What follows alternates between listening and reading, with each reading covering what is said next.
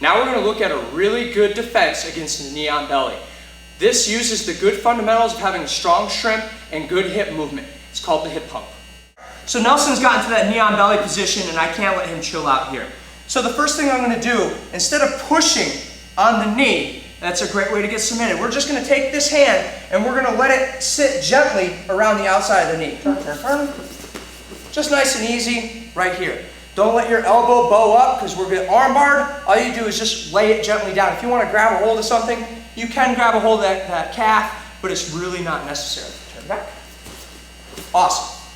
Now, from here, this hand can come out and control the pant leg out here, and I'm going to shrimp. When I shrimp, my goal is to have this knee just fall right down into the pocket.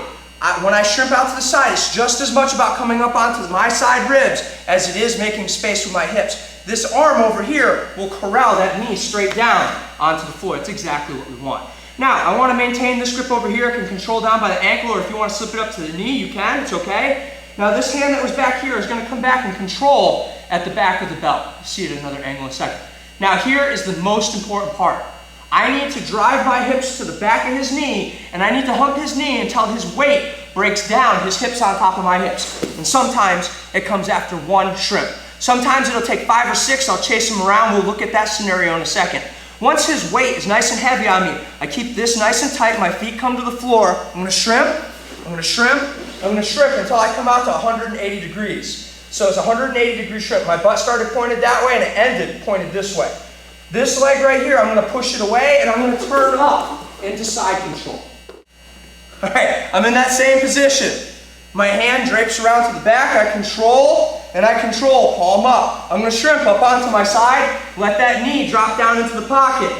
My hand that was controlling the back of the calf is going to come up and control at the belt. From here, there's a big space in here. I need to suck this up as soon as possible. Move in, move in, move in. Awesome, he's up on me. Feet to the floor, shrimp, all the way out, and I turn in.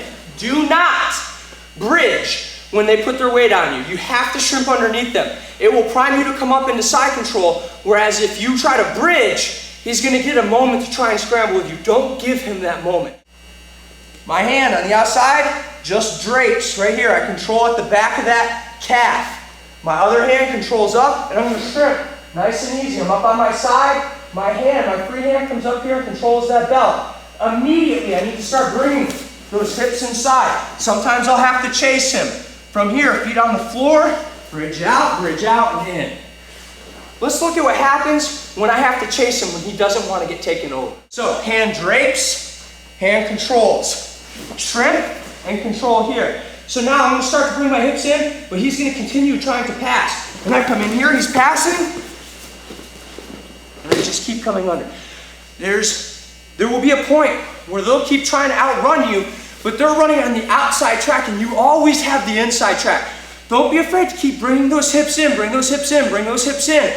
Keep that underhook. Once you feel his weight drop on you, instead of driving the pelvis this way, as soon as you feel his hips break onto yours, boom, flat to your back, hips out the other way.